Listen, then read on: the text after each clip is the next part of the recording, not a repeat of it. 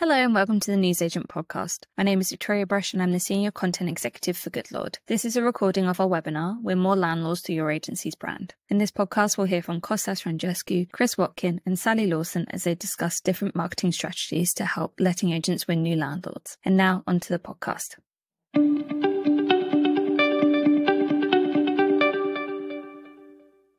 Good morning. Thank you for joining us today, whether you're with us live or watching on catch up. In today's webinar, we'll be tackling one of the biggest challenges in our market today, but when hasn't it been a challenge, attracting new landlords.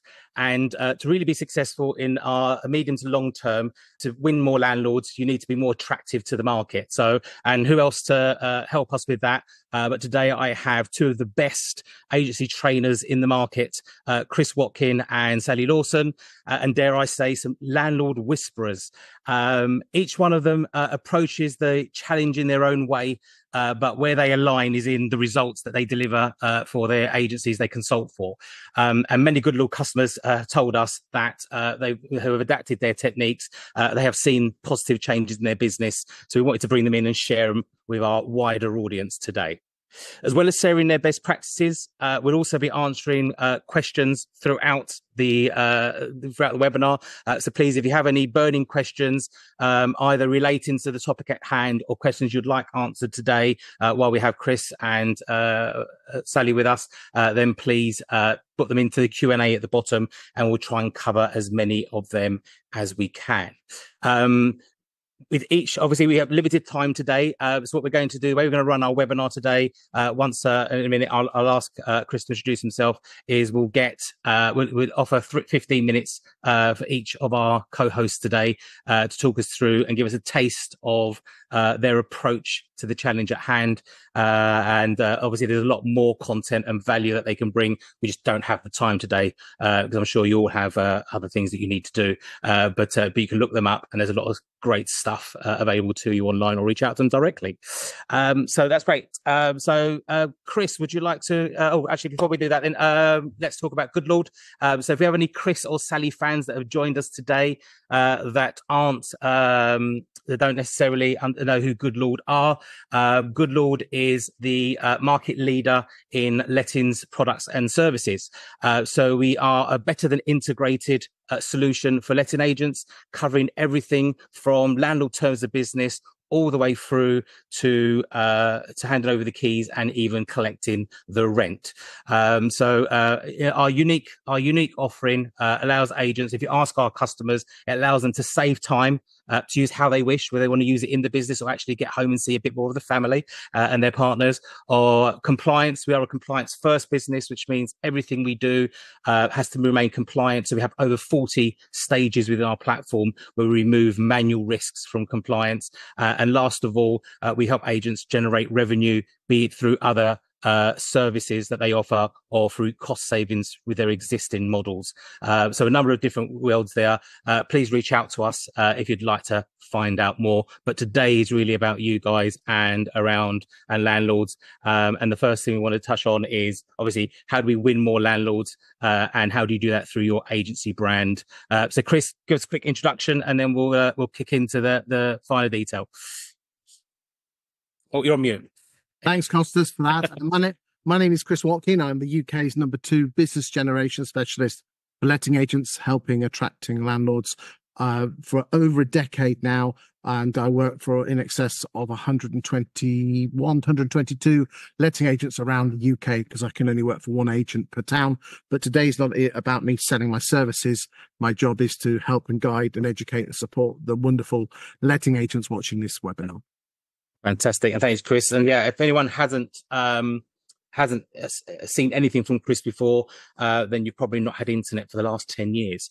But there you go. Right, let's kick off then. The challenge today is winning more landlords. But actually, let's kick off with hearing a lot of noise from agents at the moment saying there are no landlords out there. Is that reality, Chris? You know, you're the numbers man as well. So what's actually happening? What's reality? The number of landlords setting up per year is up approximately 43% compared to pre-COVID levels, and that's based on capital gains receipts.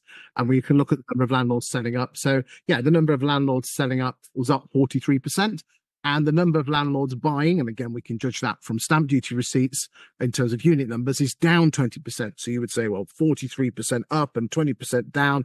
The landlords must be leaving the letting industry, rental market. You've got to remember that 43% of the number normally selling and 20% less that are normally buying. They're not the same set of numbers. The actual real fact is the number of landlords buying properties, the net figure is still growing. Okay, it's not growing like it was, but it's still growing. Doesn't feel that, does it? No, not when you speak to many agents. Although there are some agents out there that actually are giving some good results as well. But we talk a lot around obviously landlords buying and selling, but actually 50% of landlords still aren't using agents. So actually, from a market perspective, the opportunity is huge still. What is particularly interesting is last year, approximately 1.5 million properties came onto the portals, of which just over 80,000 of those, which is just over 6% of those, have been previously listed with high street letting agents and now moved on to a self-service model. Okay. And those are backed up facts. Yes, more landlords are selling. Yes, fewer landlords are selling. But the big jump, the big problem letting agents have is the self-service model where the landlord can go and put their property on the market with a self-service platform, go sit on Rightmove and Zoopla and all that malarkey. That is the biggest problem that letting agents are having at the moment. That is the elephant in the room. Okay. What are they going to do to counter that? Yes. So what are they going to do to counter that, Chris? What's your tips? The problem with landlords is most landlords don't love their letting agent. They just can't be bothered to move. Just like you can't be bothered to move your bank account, even though you don't like your bank. And if you look at most letting agents' marketing, all they say is, "Hi, we're brilliant, we're marvelous, and look how awesome we are, and look at our market share, and we know Section 8 better than any other letting agent." Well, that's a bit like a solicitor saying, "I know law better than everyone else in the town." Well, that's not going to attract people to you. You have to be attractive, and that's all about your brand. Now, the point is is everyone thinks your brand is your logo or your website. Nothing could be further from the truth. No, I agree with that, because many agents, I used to do back in my older days when I first came into the industry, going to visit agents, and one of the first questions I used to ask them when I met them for the first time was, "Tell me what your USP is," and what I'd get in return is, "It's our service." And then I'd hold up, actually on my notepad, my first page said service. And I'd say that's what every agent tells me their USP is. Now, if 100% of agents are telling me it's your service, that's not a USP. Oh, you've got to be professional, and okay, you've got to be professional. Yeah, that's your second one. Yeah. So how do we differentiate ourselves? How do we become that attractive agent that people want to reach out to, whether they're using an existing agency or whether they're looking at they're self-servicing at the moment? Every letting agent tells me that if you can just get a landlord to come and talk to you, and you build a relationship up with them, eventually you'll get them. Okay? And I think where a lot of people are going wrong with their marketing is they're treating it like the young lad who walks into Wetherspoons at 18 years old, shouts up, "Any single ladies in the pub, get your coat on, you've pulled." I don't want to be crude, but that's in essence the way they're marketing. They are shouting from the rooftops, "Come and use us, we're brilliant." That you're not going to go home with the lady at the end of the night, even at the start of the night, if you go with that sort of attitude. But then again, attracting a landlord is like attracting a mate, I say, and because we're all human beings. But if as I said, as an 18-year-old, I'd go up to the person, I'd build a relationship up with them. I'd say, it's a pretty dress, or what college you at? And then they say, "Well, I'm doing this exam this week, a bit worried about it." And then you didn't go for the kill then, but then 2 weeks later, you met them back at the pub and said, "Hi, it's Jane, isn't it? How did that exam go?" You're building a relationship up with them, and by building a relationship with them, they get to trust you, and people only do business with people they trust. So that really, your brand and your marketing is not designed to get you business. Your brand and your marketing is designed to get people to trust you, and that is the magic. Is how do you get people to trust you as a letting agent? Yeah, absolutely. So obviously you've worked with a number of agencies. Typically, what do you find agencies do well? Let's start with do well. Well, okay. I think what I would like is just a minute or so, explaining how do you get people to trust you. Okay. So Let's just share my screen here. Okay. So here we go. So you're at the bottom of the mountain and you're looking at the top thinking, how the hell do I get more listings? And this is both sales and lettings. Okay. This is exactly the same. So but the thing is that every agent on this webinar has got lots of listings. They probably haven't realized how they've done it. You see, as we've just said, you need people to trust you to do business with you. No, have you ever done business with someone you don't trust, Costas? No. So therefore, do you agree with the thing that you need people to trust you to do business with you? Yes, absolutely. So the question is how do you get someone to trust you? Have you ever heard of the phrase know, like, and trust? Oh, I haven't actually. In that format? No, not in that format. Know, like, and trust. Right. Again, stop thinking like a letting agent and start thinking like a human being. For someone to trust you, first they have to know you, then they like you, then they trust you. Know, like, and trust. A lot of people on this webinar would have heard that phrase, but it's the science behind it. Think relationships, don't think business. First, they have to know you, then they like you, then they trust you. So then the question comes in is how do you get someone to know you? They have to be interested in you to know you. Again, this is where most people go wrong with their marketing. I'm not criticizing, but the thing is this, Costas, have you ever been to a party and someone talks about themselves all night? Yes. What do we think to that person? Probably not the kind of person we want to be close to, either at that point or any other. If I looked at most letting agents' social media, which is it's all about attention. If you haven't got the eyeballs, you know the best adverts in the world, but if no one's seeing them, but that's what we're doing with our marketing. We're going, if I looked at most social media platforms for letting and estate agents, it'll be listing. Look, here's a testimonial. Look how good we are. Listing, market share. Look how awesome we are. Oh, we've just won this award. Listing. Is that of interest to landlords? No. Well, mostly. Okay, well, let me turn it around. If a solicitor said that they were doing all those things, would that be interesting? No. Finish this sentence for me. The best way for someone to be interested in you is firstly be interested in them. Hang on. Go to the top of the class. If you're already there, go to the bottom, you're a lap ahead. Okay. But the point is this, Costas, is that if you want someone to be attracted to you, the best way is to be interested in them first. They then become interested in you. Then they get to know you. Then they get to like you. Then they get to trust you. And people only do business with people they trust. It's why I do my sofa chats, because it's of interest to the industry. It's why I do my stat show, because it's of interest to the industry. If I wanted to talk about stuff I was interested in, I'd talk about trains. I mean that. So what are the topics then? What are the topics at the moment that you would be, recommending for agents to focus on in terms of growing, creating that interest? Fears and frustrations, hopes and dreams, the emotions. Okay? If you want to get inside a human's brain, you have to speak emotionally. Humans make decisions 19 out of 20 times with the emotional side of their brain first, backing it up with logic. You could be the best agent and let the most houses and do it in the best time with the cheapest fee. But at the end of the day, that's not going to that's why do people shop at Waitrose when the same 4 apples goes half the price at Lidl? You don't actually know the apples are twice as good. You just tell yourself they are because of the branding, because of the story you tell yourself. What is everyone's obsessed about? Costas, tonight there's a brand new for sale board on your street that wasn't there this morning. What are you doing? Yeah. What are you doing? I'm asking.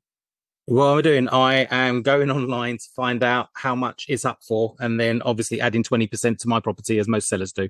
Okay. Would you do the same if the brand new for sale board was a mile down the road? Or would you necessarily see it?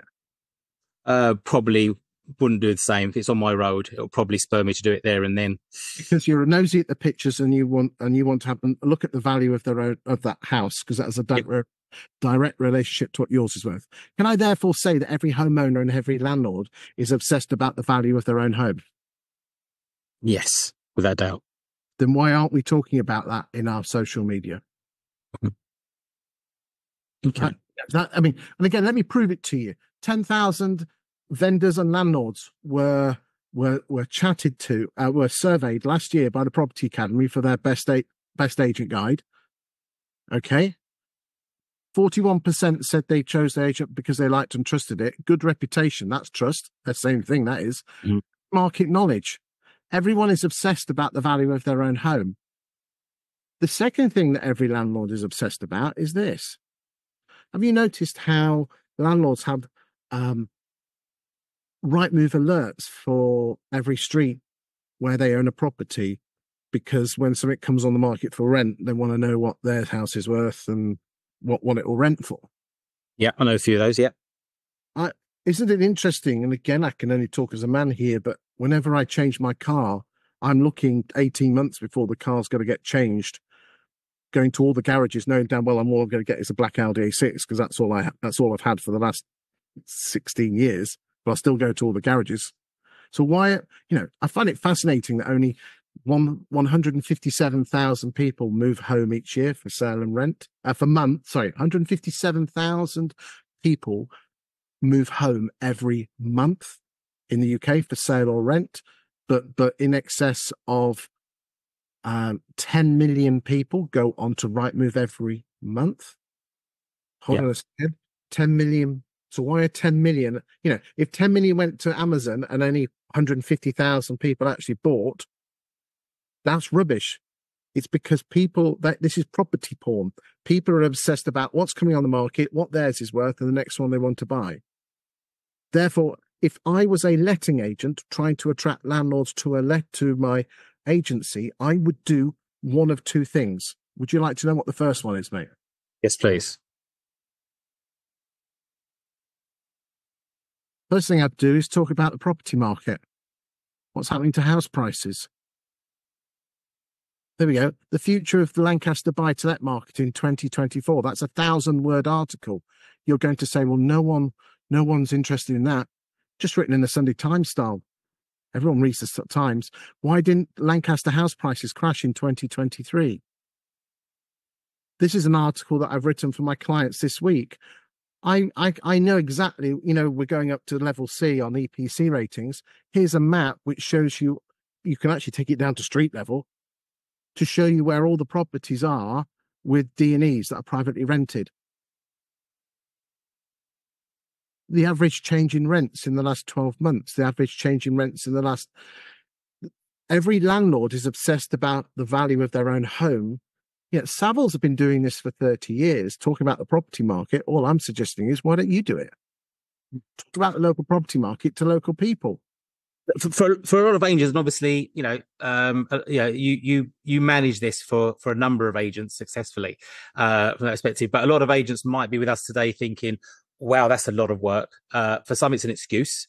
So to be blunt, everybody out there, it is an excuse because there is time, especially if it's your business and you want more from it and more from life. But yeah, what do you have to say for the agents that are sitting there going, wow, I don't know where to start. Where would I get that information from? How do I do it myself? What does that look like?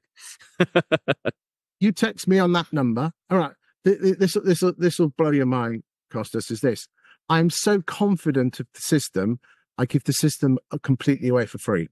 So if you text me the word free stuff, I will text you 53 videos, step-by-step guides, templates, the works. Okay. And honestly, how to write articles, where to find the information, topics, how to do videos, how to do podcasts, everything, the whole lot. There's nothing held back. There's no course. There's no mastermind. Everything is there.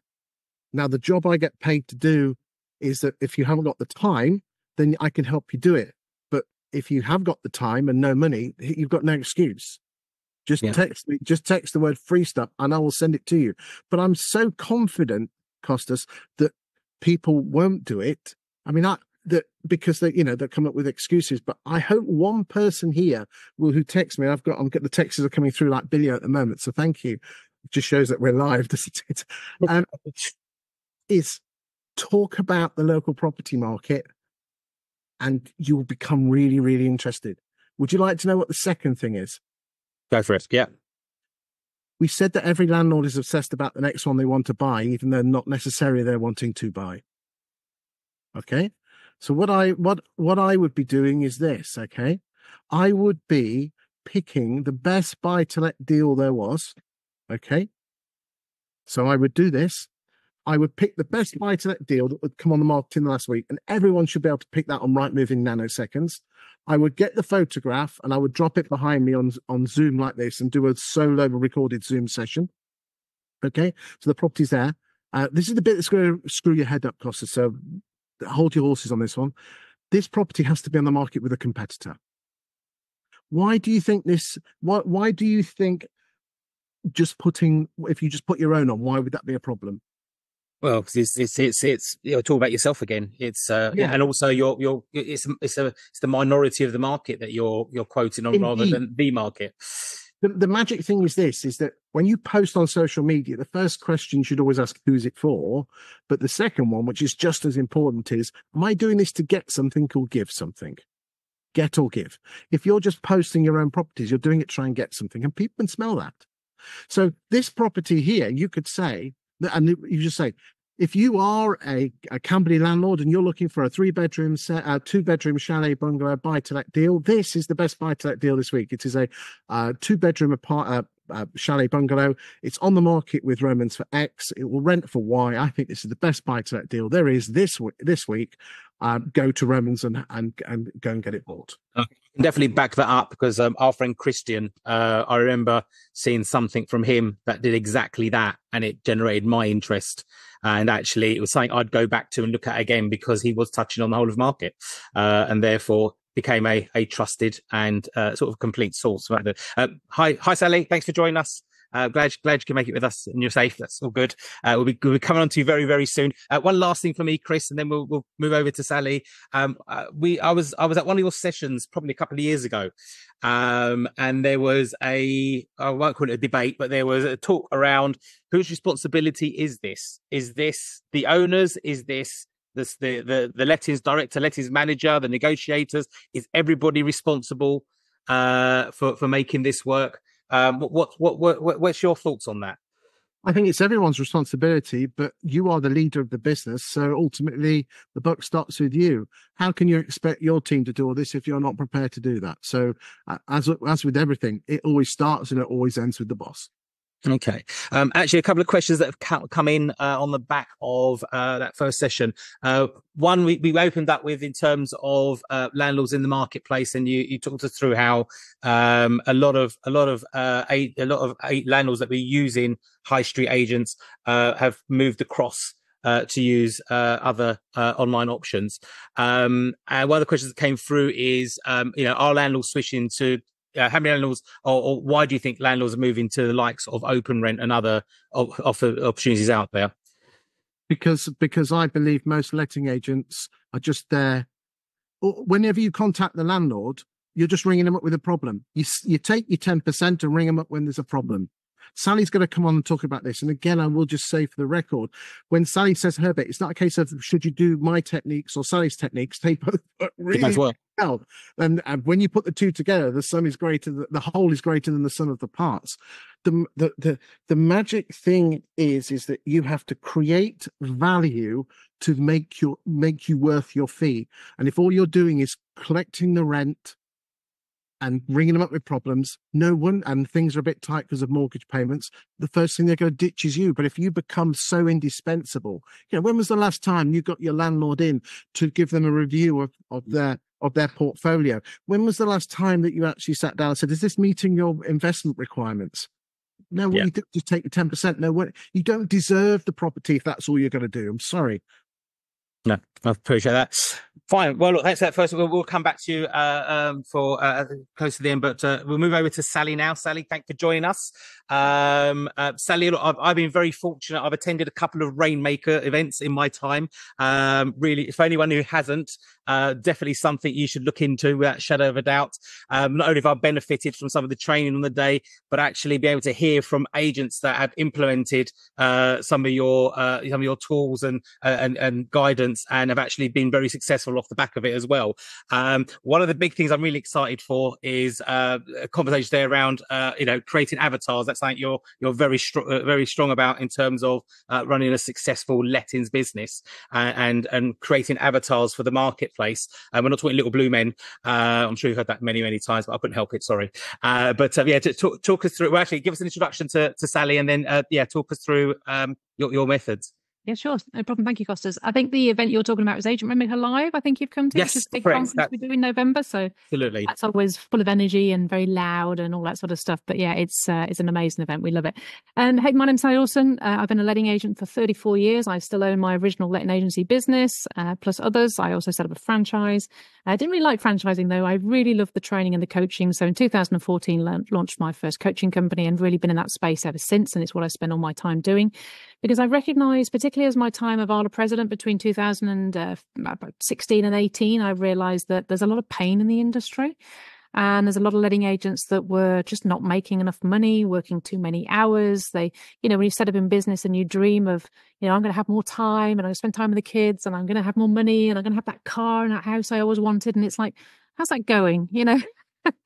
It just wasn't really achieving that. And so I decided that was going to be my mission, to change the lot of letting agents in the UK and try and get them more profitable and to get them to enjoy business again. And that's why it's full of energy and motivational, because I think business should be fun at the end of the day. It should be a nice experience to be in. So that's me. That's where I'm at. And I'm here to talk about today, thank you very much, Costas, about getting more leads or getting more landlords onto your agency. So one of the key things I want to ask the question is, when do you last address your services as a letting agent? So if you're a letting agent and you're watching this and you still do let only, maybe rent collect only, fully managed service, maybe you do a bit of property sales. That's what 95% of letting agents across the country do, probably even a higher percentage of that. We haven't really changed. Now, I've been around doing lettings since 1990, before the internet, before computers, when we used to have everything on a piece of card and write the rents down. It was a pretty historic place to be. But what's happened, if you think about it, is our services haven't changed since then. And yet, I just heard you asking Chris about, why do you think landlords are not using letting agents and going on to open rent and things like that? Well, interesting stat for you, Costas. In the white paper that was released by the government a couple of years ago, 82% of landlords do not use letting agents for managed services. Now, I read that and nearly fell off my chair, because I at the time thought, I'm guessing probably about 50-60%, but 82%. That means that 19,000 letting agents in the UK today are chasing 18% of the landlords in the country, which is absolutely crazy. There's 1.1 million landlords and 4.4 million properties. And it's pretty scary that we're all tracing that very small number. Why is it? Well, the answer is this, I believe, is that we are not offering services to the new style of landlord. Most landlords now believe that they can go on the internet and download a tenancy agreement. They can go on OpenRent and find a tenant, and happy days, they collect the money. They don't need a letting agent. It's easy peasy. Now, here's an interesting thing for you. I've been doing landlord seminars for about 20 years now. So doing seminars, getting a room of 50, 60, 70, 80, 100 landlords. I've spoken on stages at landlord events with over 2,000 landlords. We now do webinars every single 12 weeks. And the answer is the same. We always say to landlords, tell me how many pieces of legislation you can name. And even the biggest, most badass landlord can only come up with 5 different pieces of legislation. Now, we all know as letting agents, there's 170 pieces of legislation that landlords need to abide by, but they can only come up with a maximum of 5. Now, I find that pretty crazy. So when they're just downloading their tenancy agreement and they are doing it themselves, the problem here, Costas, is they don't know what they don't know. And this is a big problem. They don't know about the homes and fitness standard. You talked to them about the HHSRS. They're like the what? Have you registered your deposit? Oh, yeah, I did that. Yeah, I did it about 2 months in. You have to do it like within, and they just don't know what they don't know. And I've had ridiculous conversations with, I can remember this one landlord, he had a property with 12 rooms in it. And he said, oh no, it's not a HMO. And I went, what do you mean it's not a HMO? He says, well, it's not in one of those areas. I went, no. That's not what we're talking about. And it was just like crazy. They just don't know what they don't know. So one of the things for getting more landlords on your books is start to identify what the new landlord needs in order to get them onto your books. And so start thinking about additional services. So things like, we've got a lot of landlords now that bought in between 97 and 2002 because that was the buy-to-let heyday. I helped landlords buy around 450 properties during those 5 years. So it was a big time for buy-to-let. We were buying properties about 30, 40,000 pounds at the beginning of that. The world has changed a little bit, I hasten to add. But anyway, these people now are coming to the end of their mortgages. And so what's happening is they are retiring, they are selling, some are dying, some are just getting out of the market. But what that means is there's a massive challenge for landlords who want to sell because they have to get their tenant out, who's probably a long-serving, nice, kind, honest tenant. They don't want to serve that notice. They also have the challenge of, sitting there with a vacant property whilst they're trying to sell it. And all these are issues. So how about offering a service where you could do where you could do selling an occupied property. So we call that selling off market. So we do off market sales. So this is where a landlord with an occupied property sells to a landlord who wants to buy an occupied property. The advantages are the selling landlord has income right until the last day of exchange, and the buying landlord has income right from the day of exchange. You also know it's compliant and safe and everything else. You know the details of the tenant, all that sort of stuff. So you're buying a good quality asset. And that's just one example of another type of service that you could offer for what we call a different avatar of landlord. And so we know there's at least 4 different types of avatars, different types of landlord. So what I'm saying here, most letting agents, they believe that they just advertise for landlords. So you'll see landlords wanted. We're not landlords. We've got loads of tenants waiting. We want more landlords. You see them on the windows and the signage and everything else. But not all landlords are the same. I'll ask you a question, Costas. So if you were promoting to a landlord who wanted to buy a property, let's talk about a nice, happy-go-lucky investor, Costa. He wants to buy a property. He's happy. He's going to replace his earnings. He's going to live on this rental income. Do you think this would be good marketing? Did you know there's 170 pieces of legislation that could lead to fines, prosecutions, banning orders that could end you up in jail? Did you know that the government is changing this, that, the other? Would that be good marketing for a nice, happy-go-lucky investor landlord? I've already run halfway down the road. No. Exactly. However, for a let-only landlord who thinks he knows everything and doesn't know about the HHSRS, the Homes and Fitness Standard, that sort of stuff, that is perfect marketing for that type of landlord. So you've got 2 completely different types of avatars, 2 completely different types of landlords. You've got the investor landlord who wants to buy property. You want to talk to him about property of the week, the great returns you can get, east versus west, flats versus houses, leasehold versus freehold, leverage versus cash. You want to talk to him about all these different elements to sort of, get him to come to you so that you can help him to buy a property. Whereas the let-only landlord who believes he knows everything, you want to tell him all the things that he doesn't know. Did you know you could get fined or prosecuted by not carrying out an inspection if there's a legal immigrant in the property? What's this? I'm supposed to do what? What have I got to do? And so it's making sure that you're doing the right sort of marketing for the right kind of avatar. And so what I believe is we have to create different services for different landlords at different stages in their landlording journey. So there's those that want to buy, investor, happy-go-lucky, really, we'll help you buy properties. We can acquire properties for you. We've got landlords selling, charge an acquisition service, charge a fee. Normally people charge about 2% to help landlords buy property. You then tie them into 2 years management as well. So you're going to make £4,000 or £5,000 on the acquisition. You're going to have 2 years management absolutely guaranteed at decent rates. And they're going to buy a property from one of your landlords that wants to sell. Happy days. You don't lose the property. You get a new fresh landlord come in, tied into 2 years contracts. That's an additional service you could add instead of lettings and management. Do something a little bit more interesting, something a little bit different. So then you're serving the investor that's buying, but you're also serving the other avatar of landlord, which is the retiring landlord, in helping them to sell. Now, of course, legally you can't charge both parties. So you wouldn't charge the vendor and the buyer. You would only charge the buyer because you can charge 2%. A vendor, you probably only charge 1 or 1.5%. But of course, you can also tie them into the 2 years management as well. So you would do a service for the buyers. You wouldn't charge the landlord anything.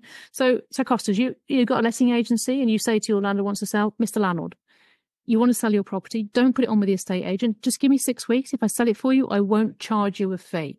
How many of those do you think would sign up? Yeah. Well, I'm already coming to you. Pretty much everyone. Sounds amazing already. Yeah. So it's just an example of how if you start to expand your services rather than just being lettings and management, you think about it, most letting agents across the UK make somewhere between £1,000 a year per property to, if you're more London-based, going to be more £2,500 a year per property. But most of the country is about £1,000 to £1,500 per year per property. You can make twice that just on the acquisition fee alone. Then you've got the 2 years management and you haven't lost the property. That's one service where I just think is an absolute no-brainer for landlords, letting agents to be offering now to make sure that they're just keeping those landlords from selling and bringing those new ones in, getting that fresh blood and also keeping the revenue in. So you've got investors that want to buy. You've got your normal traditional 18% of the market, which always use letting agents. You've then got the landlords that want to sell, the retiring landlords, but you also have these lovely let-onlys. Now, these let-onlys or introduction lets, these are the biggest market in the country, 82%. And yet most letting agents are pretty much ignoring them or offering them a great let-only service. I see it, and what I teach my people is this has to be your number one marketing campaign. It's been my thing for about the last 6 years now. And in my branch, 30% of our business every single month comes from that market. And I'm going to explain. We don't do let-onlys for them. What we do is we do let-only to fully managed conversion. Now, most letting agents will say, no, my landlords won't do that. No, they're hard, fast. I've been renting for 20 years. I don't need a letting agent. Because what we're imagining is how we convert a let-only landlord at the point of instruction. But actually, you want to convert a let-only landlord further on down the journey. So I'll tell you how we do that. Mainly, it's done through webinars. So we do webinars, really simple. You just speak for an hour and a half on bits of legislation. And mainly let-only landlords come on these because they want free education. And to put it quite bluntly, we'd scare them because we just tell them what they don't know. Did you know about the HHSRS, the Homes and Fitness Standard, the Cost of Leases Act? Do you understand all the changes that are coming in relation to, rental reforms, all those sort of different things? We just talk about all the different things that are coming in, selective licensing is coming in this area, all those sort of different bits. And they don't realise the fines, the penalties, prosecution. We talk about all that. And at the end of it, they go, I didn't know all this, Costa. I didn't know. I can't believe my letting agent hasn't told me. I've let through them for 20 years. I mean, they don't manage it, but I didn't know this. I didn't want to. I could be liable to a fine. Can I book a call with you? And you go, yeah, sure. And you actually offer them a call on the webinar, and we find a shocking number: 15% will book a call with you because you've just scared the life out of them. All you've done is tell them the regulations. And 15% will book a call with you. You have a call with them. You find out they haven't done their homes and they haven't done their how to rent guide. They haven't reached their deposit. They haven't done this, that, the other. And you go, Mr. Landlord, you need to go fully managed.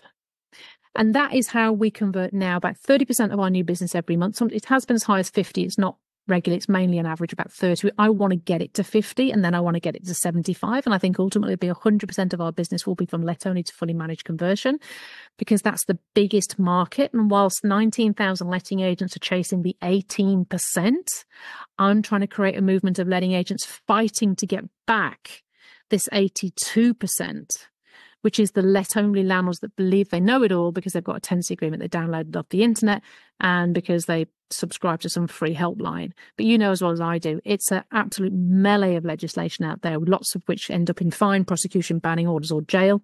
It's not a pleasant place. So for me, it's about knowing your avatars, your different landlords at different stages in their journeys, providing different services for each of those different avatars or client types, expanding your offering as a letting agent from just lettings and management to off-market sales, off-market purchases, landlord to fully managed, let-only to fully managed conversion, doing webinars, all those sort of different things. And all of a sudden you can see how you can really increase your revenue. You saw them at Agent Rainmaker Live. People have added 150,000, 200,000, 500,000.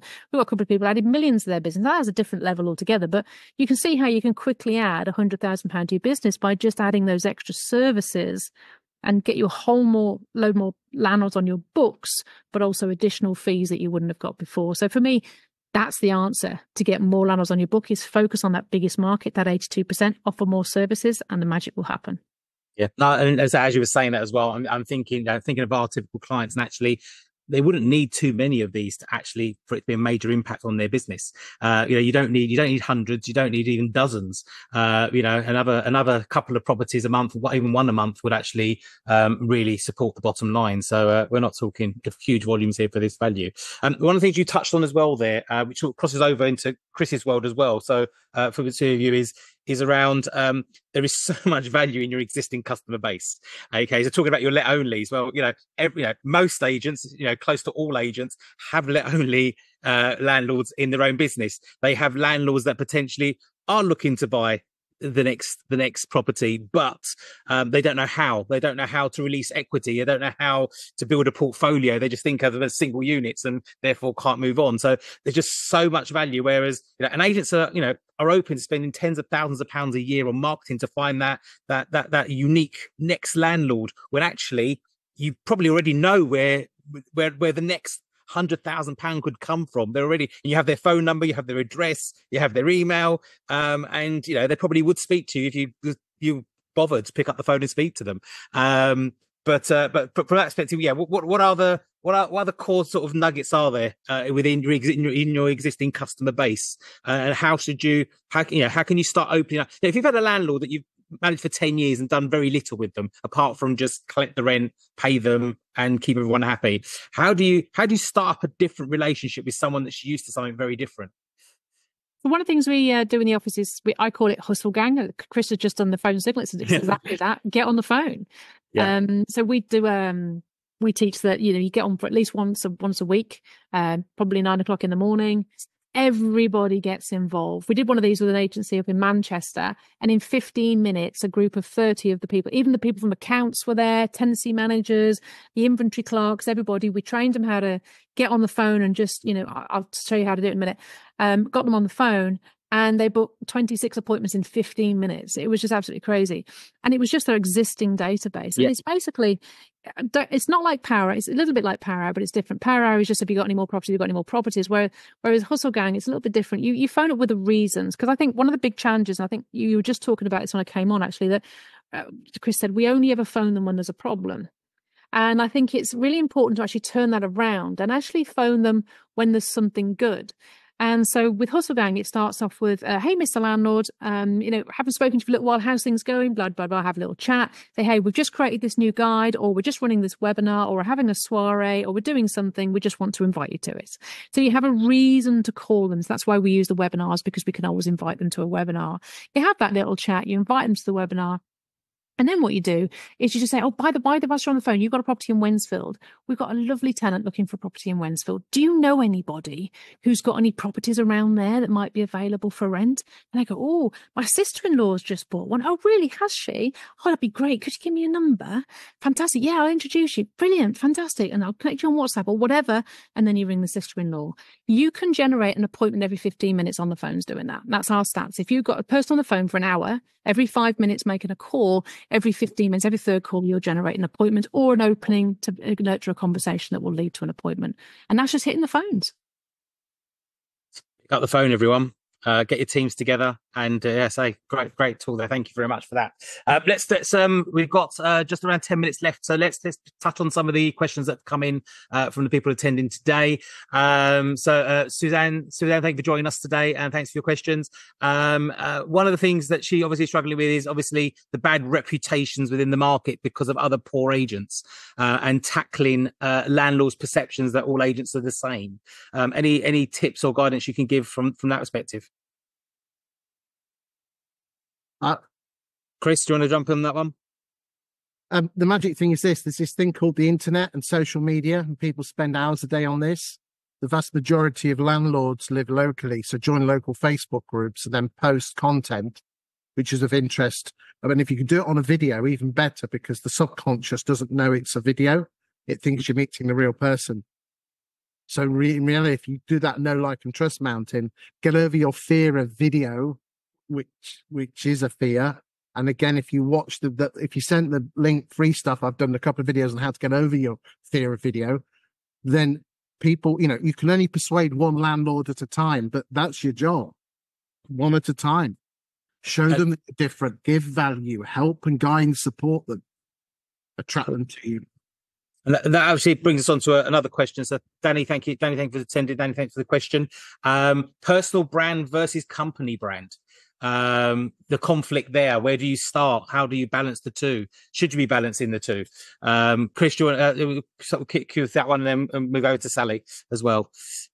I think everybody says that property is a people business, but if I went onto most of your websites, I'd probably have to click on 6 clicks to meet the team. That's even if there is. Quite often there isn't, and then even then it's a person. I believe that people do buy from people. Your brand and your company will give you credibility behind it, but all I know is this: a good person with a rubbish brand is always going to do better than someone with a great brand who's rubbish intrinsically themselves. So using the power of video, using the power of audio, you can get your stuff out there. There's always the fear that they will go away and take the landlords with you. Well, that's a nice problem to have. You've got to then go to keep them. Yeah, it's in your service. Sally, anything to add to that? Or yeah, so I live in the marketing world and have done for the last 12 years with all the great and good across the world. And there's a big thing called the attractive character, which is a marketing term for the personal brand. So if you're doing, you've got your business brand, Richard Branson and Virgin. Think about Richard Branson and Virgin. You've got Virgin and you've got Richard Branson as the attractive character. And so I believe it needs to be twofold, because you could be awesome, but if someone then looks at your brand and it's terrible with bad reviews and it just looks shocking, it's not going to work. So we always coach you, really clean up your brand, make sure it's a good solid brand. This is why we do webinars. If you want to really put yourself out there as a good company, give stuff for free. Chris is talking about videos. I talk about webinars. So when you do a webinar for an hour and a half every 12 weeks and you open the door and say it is free to anybody to attend, you are going to spend an hour and a half educating them on all the stuff that you just get in your email inbox anyway. It comes from every known industry person you get in your inbox. It's all there. You're just going to talk about that stuff for an hour and a half. People will just go, oh my God, you're so good. You do so much for the community. You really help us. And they'll come to 2 or 3 or 4 webinars. And then they'll go, I'm going to be going with you, because they've just built that know, like, and trust up. So you've got the corporate brand, which is running the webinar, but then you have the human that's actually speaking on the webinar. And then that relays down to that know, like, and trust at the end. And if you're not really that certain about actually speaking on a webinar, then just host it and have someone else come and speak, but you host it. It is definitely better if you do it yourself, but if you can't, then just host it and have someone else speak. And that's what we do with our branches. The branch managers host it, and then we have our legal beagle Dawn Bennett come in and actually runs it, but the business goes to the branches. So it does work that way, and it works very, very well. So I think it's a dual brand. There is a thing to be careful of, though, with social media. And I've seen this many times. And that is where a boss says, oh, I don't want to do social media. You do it. And we had a scenario where they got one of their senior team, but not quite directorship level, just a manager, set up the YouTube channel, the Facebook channel. He spent weeks, months, years, probably about 2 years building up his YouTube channel, everything. And then he did leave and go next door, and he took everything with him. So I always say, as a company brand, your business assets, your business Facebook page, your business YouTube channel, if I can implore anybody here listening, make sure you own it. If a staff member set it up, get it transferred to you, because all of that is going to plop somewhere else. So just make sure you own everything, because things can go wrong. Sally, you touched on additional services, and obviously you've explained it in a little way. Andrew, thank you for your comments today. One of the things Andrew's commented on is around the fact that a lot of agents now are trying to just offer more and more and more services and try and create more and more fees out of their landlords, and therefore, biting, as he puts it, biting the hand that feeds you, in trying to overload them with trying to get even more out of them. What's your views on the additional services in the market? Because obviously there's services that tenants and landlords will buy from somebody, so why shouldn't it be you? You're in best place, but are you seeing a pattern where agents are trying to sell anything to anybody? No, not anything to anybody, but I think what your guys probably talking about is starting to charge for things like inspections, check-ins, check-outs, deposit registrations, things like that, which I absolutely agree with and have done for 20 odd years. It's about making the business profitable. if you can make the business profitable and earn what you need to earn from the business and it wipes its face and it does what it does, charging just a management fee, that is absolutely fine. But if you're in an area like Northumberland, Northeast, and your rents are £300 or £400 a month and you're charging 12%, can you really run a business on £32, £34 a month management fee? And so therefore, you've got to look at what the additional services are, the side sells, the upsells and things like that. And so it's about looking at your business as basically a business is a series of systems and processes designed to create a profit. And if your business isn't creating a profit, you have to charge what you need to charge. I'll give you an example. Restaurants, they sell lobster, let's say, and the price of lobster doubles. Should they keep selling it at the same price and make a loss on every diner that comes into the restaurant because they don't want to put their fees up? No, you offer a side or you ask for a drink or whatever, you will get charged for that. But as letting agents, we seem perfectly okay with allowing the landlords to tell us what to do and to ask us to do anything, which includes sitting in properties for 8 hours waiting for British Gas, removing rubbish from properties, cleaning properties. I even had one letting agent tell me she actually went and got a hammer and put decking down for a landlord, all included within the £35 a month she was charging. At some point, you have to say enough is enough and a charge has to be made. So it is important to look at your business and say, okay, what are my staff doing because you're paying them? And are you earning a fee from what they're doing? And if not, then you either stop it or you charge for it. And that's any business in anywhere in the world. Chris, anything to add? Sally's got her Agent Rainmaker live conference on the 7th and 8th of November, and I would like to thoroughly recommend that people go to it. I'll second that. Right, that's we're getting to the end now of our webinar today. A couple more questions, but we'll get back to you separately as we want to make sure that we let people go at 11 o'clock, get back to their businesses. Sally, Chris, as always, thank you so much. A lot of value there. As I said right at the beginning, there is so much content, so much good stuff. Chris is amazing, giving that content away for free. Please also reach out to Sally as well if you'd like to understand more. There is so much more they can do to help you with your business, and we all win together. So from that perspective, in addition to that, obviously we've talked a little bit today about branding and social media and everything else. In terms of what Goodlord are doing, also to help with that and help the industry, we've created a module, a series of modules around social media and digital marketing. It's free to everybody, whether you're a customer of Goodlord or whether you're an agent that is just joining us to see what they're missing out on. It's completely free. It's free to join. They're literally a dozen or so 5-minute modules helping you in terms of how to start, how to get the most out of social media and digital marketing. Costs you nothing. Share it with your team. Absolutely recommend it. I've gone through the courses myself, and there's some really, really good stuff there. So whether you're a guru already on social media, whether you're just trying to start out or you've tried it and it hadn't quite worked, that's what this is there for, to help all of you in terms of what else you could be doing. And just to finish off as well, I want to thank you for joining us today, and big thank you from Goodlord and for your loyalty in terms of our webinars and so on. One of the things we have introduced now at Goodlord is our new complete tenancy management package. Probably the only one we know within the marketplace. What we've tried to do is listen to our customers, and what we've actually done is looked at how we can package the entire services that you need for an end-to-end tenancy from one single supplier and do it for one fixed price, which means that you know exactly what a cost to service your tenancy will be right at the start, even before you've won the instruction, allowing you to budget better and move forward. If you'd like to understand a little bit more about that, whether you're an existing customer who may be on a more traditional package and would like to understand more about moving over to our complete tenancy management package, or someone not using Goodlord today and is interested, please scan the code, email us, go to our website. We'll also put some links in for both this and Chris's kind offer as well to share. Put the contact details in there in our follow-up email. But that just leaves me once again to say thank you for today. Hope everybody has got at least one thing they'll take away.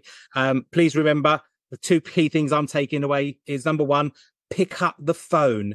And the second one is stop making excuses. This stuff works. You just need to get over it and start doing it. Thank you all. Thank you.